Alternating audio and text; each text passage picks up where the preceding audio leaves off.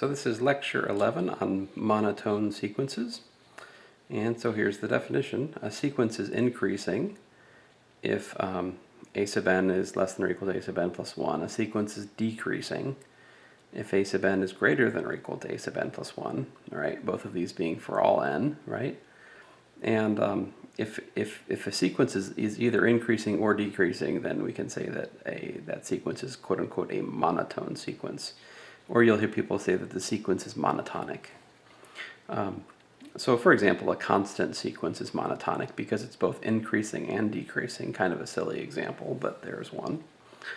And I should also mention, if we have strict inequality in either direction, then it's said to be strictly increasing or strictly decreasing.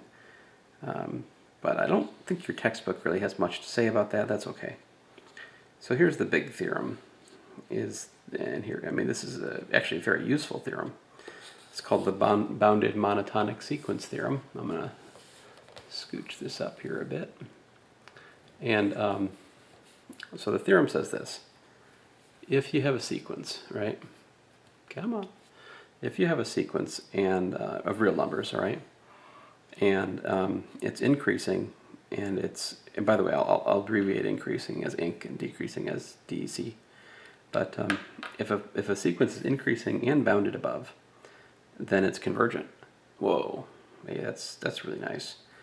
And actually, more than this, the proof actually shows us that the limit of that sequence is the supremum of the range of the sequence. And likewise, if it's decreasing and bounded below, then it's convergent. And in fact, it converges to the infimum of the range of the sequence.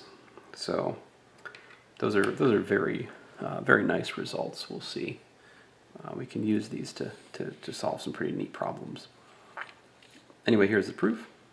So basically, just look at A being the well, A is the range, right? It's the set of values which are attained by the sequence, and we're looking at an increasing sequence which is bounded above, right?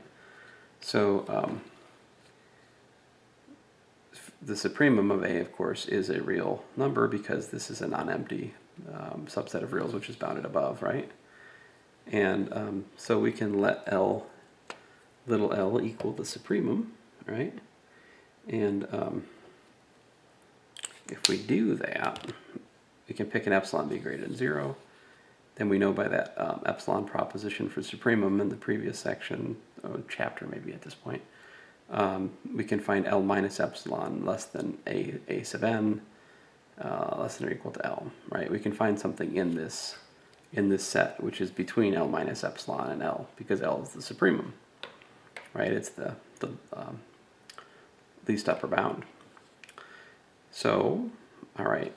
Moreover, since this is an increasing sequence, we know that L minus epsilon is less than A sub n, big N is less than A sub little n for all little n larger than big N, right? But also, AN is still an element of the set, so that means it's bounded above by the upper bound L, right? Which, by the way, is less than L plus epsilon, so what do you got? You've got L minus epsilon less than AN less than L plus epsilon for all n larger than big N, which is to say that the absolute value of A sub n minus L is less than epsilon for all n greater than big N, which is what we need to prove, of course, since epsilon was arbitrary. This proves that the limit of A sub n is equal to L as n goes to infinity, but again, here L is actually the supremum of the range. So I have what is in red up there. I have shown that, right? And so I have, a little argument down here for the other. And my argument here uses some homeworks that you may or may not have done. But I think I would just say this about the other direction. The part B of the sequence of the theorem is that a very, very similar proof can be given, again, looking at the range and arguing with the other epsilonic proposition for the infimum. Like a very similar argument could be given. But I decided to give a different argument, just basically trying to steal part A to get part B. And the way to steal is to notice that if AN is decreasing, then minus AN is increasing and bounded above, because AN was decreasing and bounded below, so the negative of the sequence will be vice versa, increasing and bounded above. And therefore, the negative sequence will converge to L, where L is the supremum of the range of the negative sequence. But the thing about the supremum of the negative sequence is it's minus the infimum of the sequence. That was a homework. And hence minus an tends to minus the infimum. And so an tends to the infimum. And that is what I had up here in red, by the way. So, all right, great. So what can we do with this thing? I mean, this is a major result. What can you do with it? Well, it's pretty nice to prove things about. There's some I think recursive examples here we'll get to in a second. Yeah. But here's a popular one. This one is just beastly to try to prove directly, or at least makes you doubt yourself. But this proof is pretty nice if we use this stuff we got right now.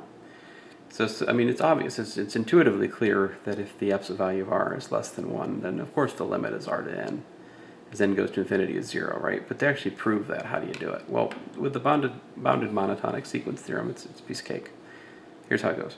So first of all, if r equals to 0, then this is just the constant sequence, so of course it goes to 0, that's fine. In fact, one of your homework problems is to prove that the limit of a constant sequence is constant, right?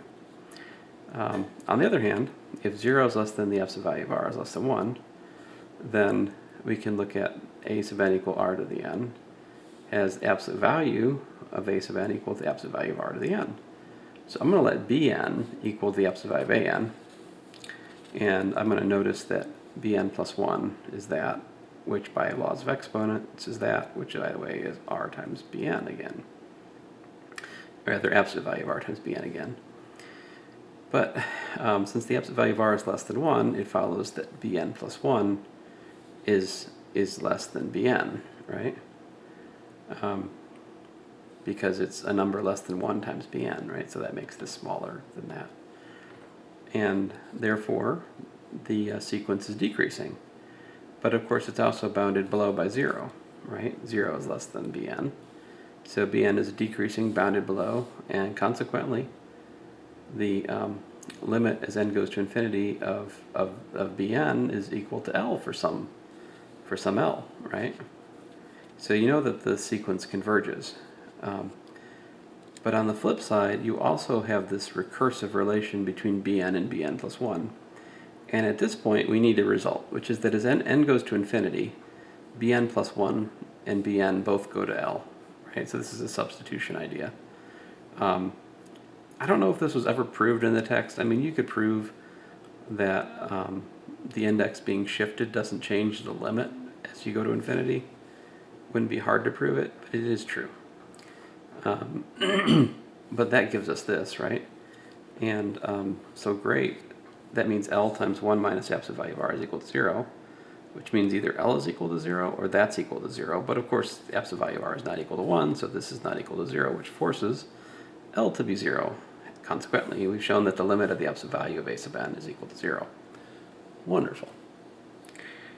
But there's an exercise 2.13 which says that if you can show the absolute value of a sequence is 0, then it follows that the sequence itself is 0. So that gives us the result in this example.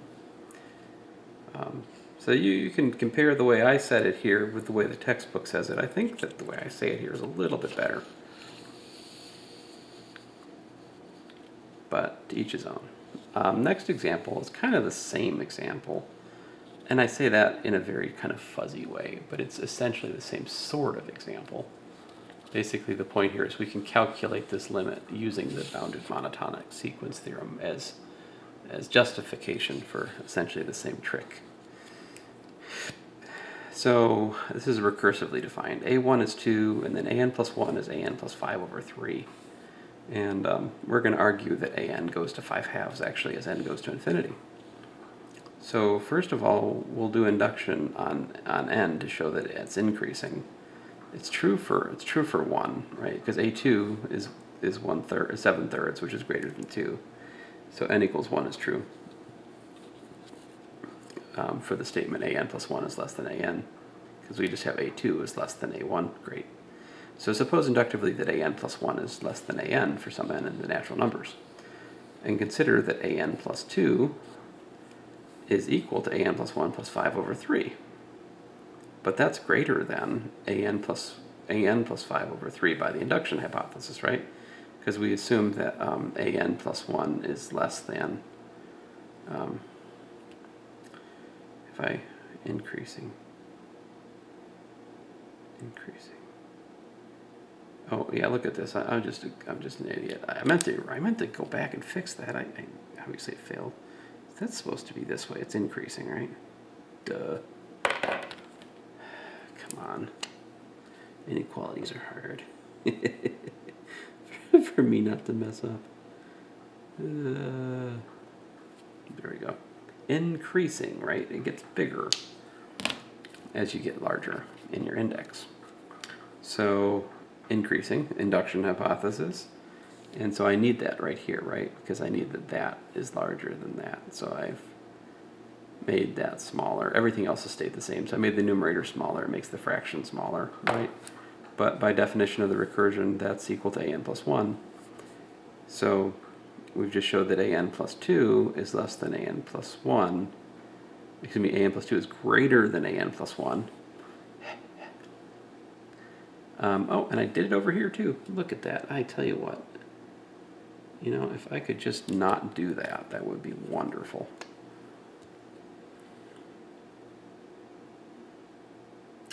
Because I need to read all my notes backwards. Anyway, so I got it right over here. Look at this. So it's increasing, and I mean this is the claim for n plus 1. All right. Therefore, by proof by mathematical induction, we have proved that the sequence is increasing. Now, induction on n also shows that it's bounded above by 3. So, first of all, a1 is equal to 2, which is less than 3, right? Suppose that an is less than or equal to 3 for some n in the natural numbers, and then look at an plus 1. Well, by definition, an plus 5 over 3, right? But that's less than or equal to 3 by the induction hypothesis. That's 8/3, which is less than 9/3, of course, which is 3. So there you go, induction. We've shown n implies n plus 1, and therefore a sub n is less than or equal to 3 by proof by mathematical induction. So now we've got a what? We've got a sequence which is increasing and bounded above by 3, which means we can apply the bounded monotonic sequence theorem. And does it calculate the limit for us? No. But it does tell us that the limit exists, and that's what we need. And so, great. So we can just take the limit, basically, of the recursion relation, and that gives us L, again with that substitution. As n goes to infinity, an plus 1 goes to the same thing that an goes to. They both go to the limit L. So we get L is equal to L plus 5 over 3, which gives us 3L is equal to L plus 5, which 2L equals to 5, so L is equal to 5 halves. And my point to you is basically both of these examples use the same trick, which is the bounded monotonic sequence theorem gives us, you know, that the limit exists, and then we take the limit of like the recursive relation that defines the sequence essentially, and that reveals what the limiting value is. So a little bit tricky, but pretty standard. Now this one, this example. Now this is an example. This example a little bit tougher. So let an equal to 1 plus 1 over n to the n. All right, and we're going to try to give an argument that converges. So we'll use the binomial theorem, which we proved in a previous lecture, right? And so when we have 1 plus 1 over n to the n, we can do the sum k equals 0 to n of n choose k, 1 to the n minus k, 1 over n to the k. Of course, 1 to the n minus k is just 1, so we can ignore that after this step. And the n choose k we can rewrite as n times n minus 1 all the way on down to n minus k plus 1 over k factorial. I've just cleared out the first n minus k numbers in the factorial. It just leaves us the top of it that goes from n all the way down into n minus k plus 1. And so put that into practice. here we get 1 plus 1 plus 1/2 n times n minus 1. Notice that the 2 factorial is not up here anymore, right? Because the 2 is the n minus k here, I think.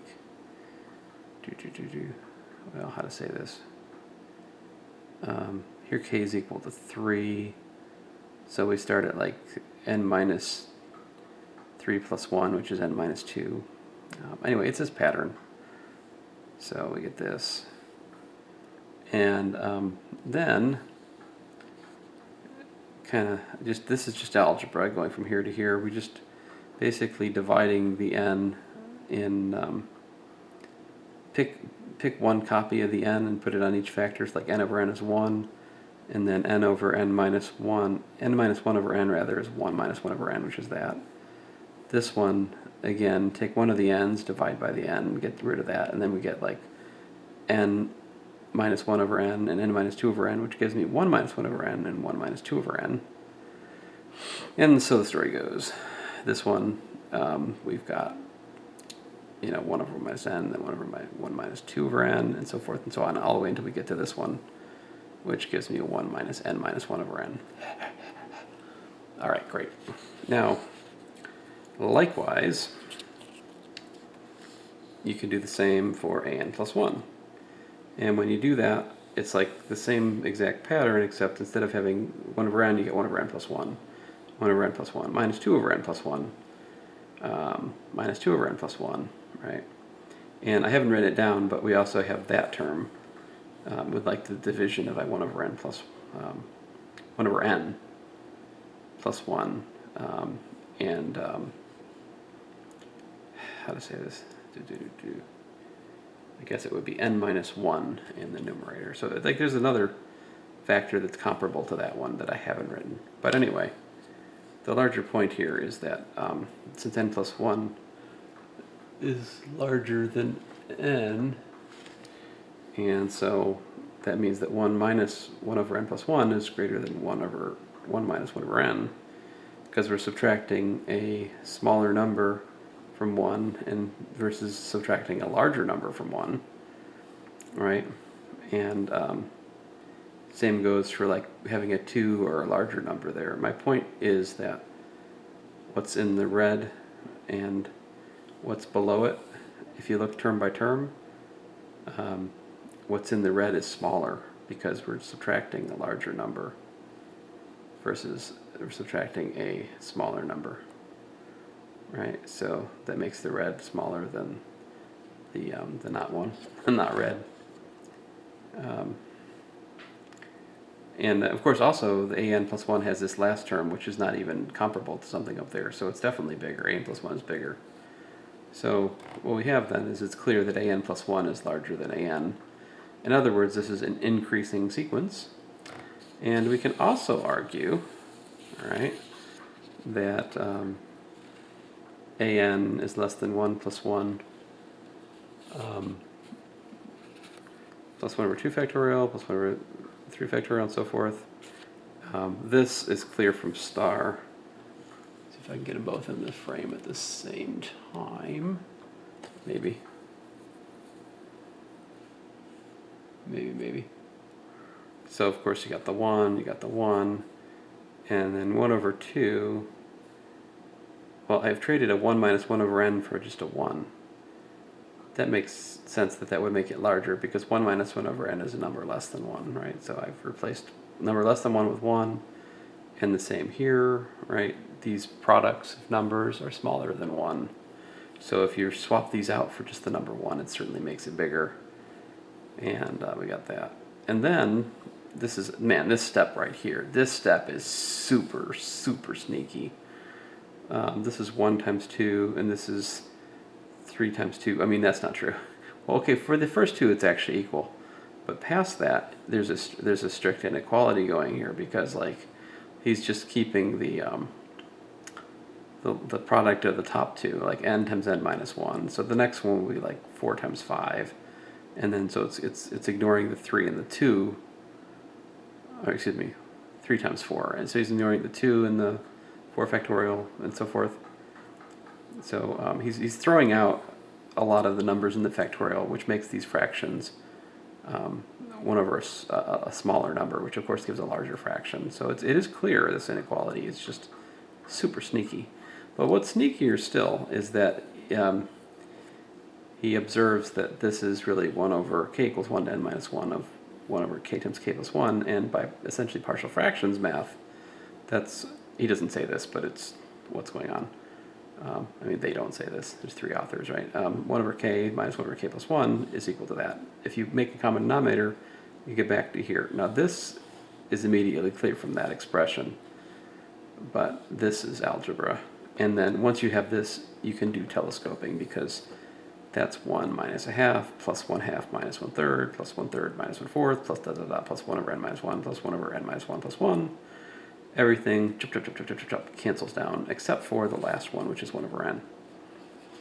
All right, so you get 1 minus 1 over n for this whole monstrosity. And so what that shows then is that a sub n, all right, and that is a very, very sneaky argument. an is less than 3 minus 1 over n, which of course is less than 3, right? So an is bounded above by 3, and so we have bounded above, increasing. Therefore, by the bounded monotonic sequence theorem, the limit exists, well, we call this limit e, because this is actually the natural, this is actually exponential. So further numerical study of this will show that e is about 2.71, blah, blah, blah, blah. It's the, again, the exponential. And actually, it's pretty cool. I mean, you can start to really see the series formula for the exponential in all this if you start staring at it more. You know, because one of the things we learned in Calculus 2 is that the formula for e, if you want a formula for it in terms of power series, it's 1 plus 1 plus, 1 over 2 factorial plus 1 over 3 factorial plus 1 over 4 factorial plus dot, dot, dot, dot, right? It's the sum k equals 0 to infinity of 1 over k factorial, right? I mean, this is a comment from Calculus 2. And I should mention, this is one of the places where your current text kind of fails, in my opinion, is it has almost nothing, maybe nothing about series whatsoever, and yet it dabbles in series. Like this right here is kind of it's not the series thing, but it's the sort of thing we learned when we were working in series in Calculus 2. And I mean, I'd like to see like a little bit of commentary about that in your text. But anyway, whatever. Next up is the nested intervals theorem. So this is, intuitively, like, it seems like an intuitively obvious thing, right? But it's a very powerful result, as you'll see in the next lecture. So let in be a sequence of non-empty closed and bounded intervals satisfying the nesting condition, which is that the n plus 1th interval is a subset of the nth interval. Then the following holds. First of all, the intersection of all the intervals is non-empty. And also, if the lengths of the intervals converge to 0, then that intersection is just a singleton for some point in the reals. All right. So how do you prove such a thing? Well, here's how it goes. So these are intervals, right? So they're closed intervals. That means that there exists an and bn endpoints for the intervals, right? And so this condition means that an plus 1 comma bn plus 1 is a subset of an bn. And so that means two things. It means that an is smaller than an plus 1, right? And it means that bn is larger than bn plus 1, right? Which is to say that a1 is less than or equal to a2 is less than or equal to a3, dot, dot, dot. And that means that the a's are increasing. Like the lower endpoints of these intervals have to be increasing, and the upper endpoints of these intervals have to be decreasing. But there's more than that, right? Because of the nesting, we also know that there's a bound, right? Like an has to be less than b1 because of the nesting, right? a1, b1 is like the largest. Everything fits inside a1, b1, right? Here's a picture. A1, B1, right? And then here's like A2, B2, whatever, etc. The point is that B1, it doesn't matter how far you shrink down, B1 is always above all the ANs because it's up here. And A1 is always below all the BNs because it's down here, right? I'm not saying that they're the least upper bound or the greatest lower bound, anything like that. I'm just saying that they serve as an upper bound and a lower bound, respectively. So then, by the bounded monotonic sequence theorem, A sub n goes to A star and B sub n goes to B star, where these are particular real numbers. And we can argue, in fact, then that the intersection is equal to the closed interval formed by these limit points as endpoints. So recall that, first of all, A star is the supremum of the range of that increasing sequence A. And of course, A star is greater than or equal to AN for all n. And likewise, B star is the infimum of the decreasing sequence bounded below, which is formed by the range of the Bn. And so B star is less than or equal to that Bn for all n. And so that shows you that, in fact, A star, B star is contained in AN, Bn for all n, which is to say that the closed interval from A star to B star is a subset of the interval, the intersection over all the intervals.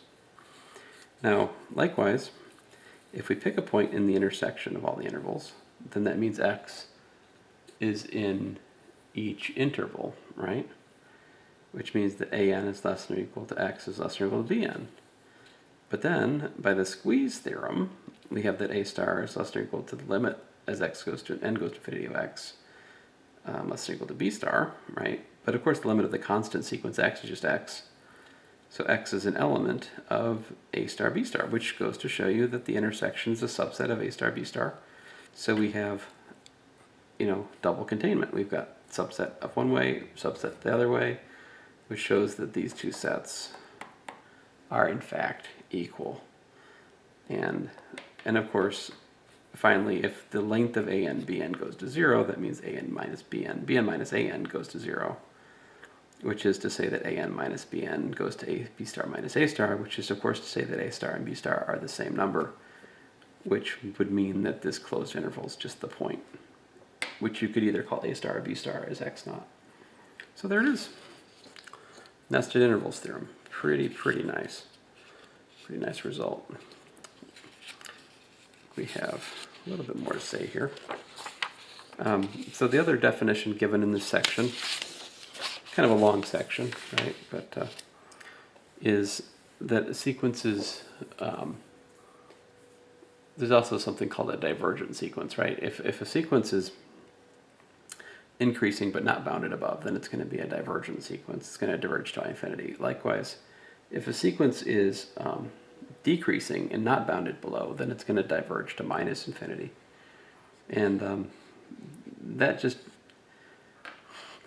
we can define these carefully as we do right here. Basically, to diverge to infinity means that no matter what real number you pick, you can find n big enough such that a little n is larger than that number.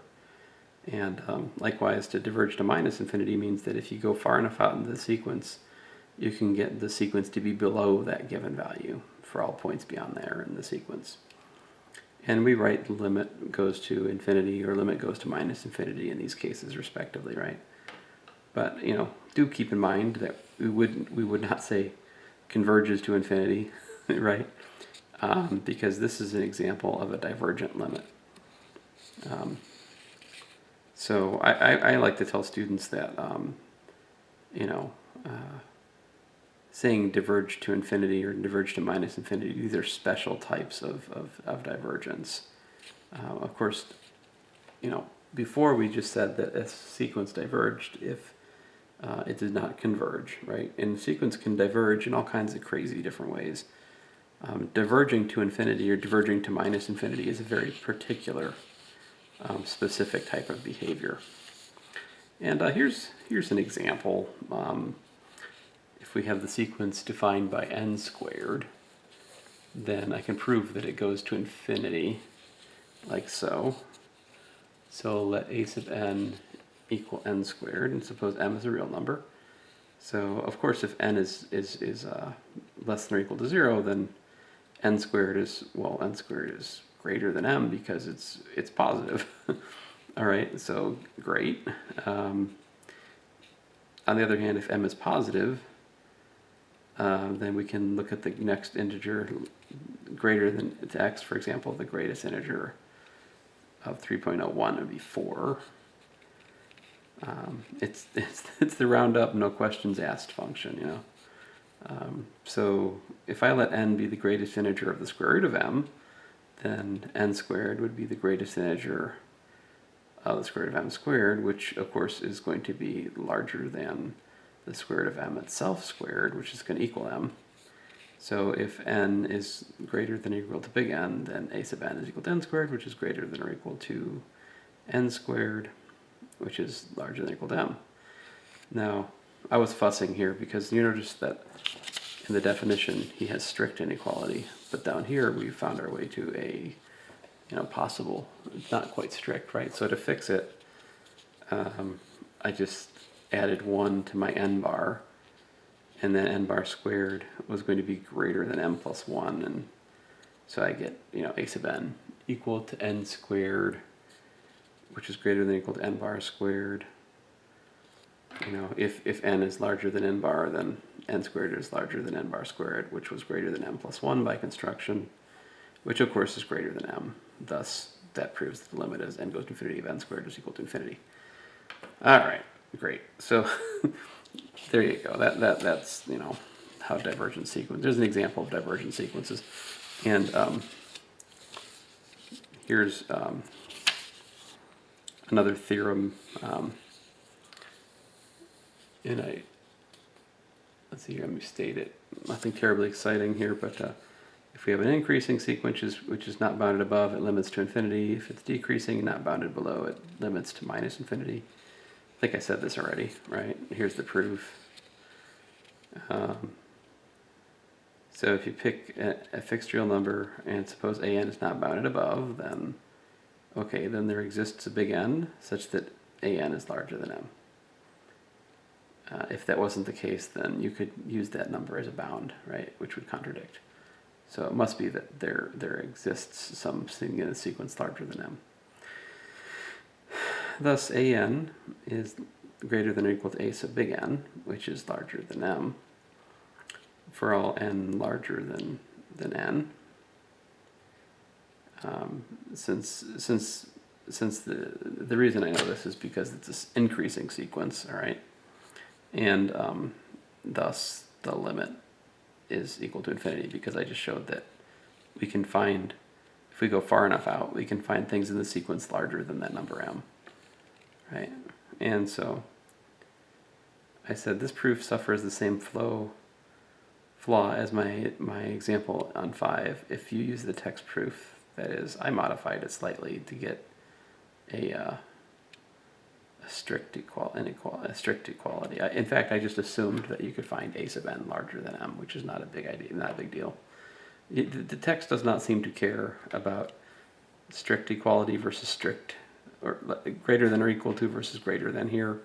And it's not such a large, I mean, it's okay, it's really okay, because you can always do some kind of silly modification like I did on the previous page for these kind of arguments.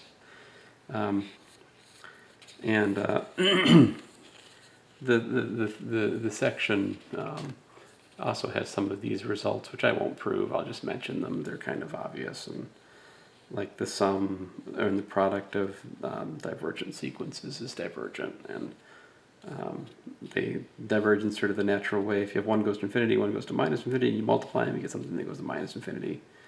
If you have a constant times the divergent sequence, then if the constant's positive, then the sequence has the same, same sign. So like a positive, if a sub n goes to infinity and k is positive, then kan goes to infinity. But if k is negative, it would go to minus infinity. And 1 over an goes to 0, supposing an goes to infinity, which is, natural. Of course, you have to assume that an is not equal to 0 there, otherwise you get into trouble. And finally, there's a comparison theorem, right? If your an is less than or equal to bn, then if an goes to infinity, it must be that bn goes to infinity because a smaller sequence went to infinity. Likewise, if a larger sequence goes to minus infinity, it must be that the smaller sequence went to minus infinity as well. That's part B. So that is pretty much it for this lecture. And next up, what are we doing next here? I'll tell you in a second. Come on. I got too many papers. Oh, it's over there. So next up is the Bolzano-Weierstrass theorem. Ooh, exciting.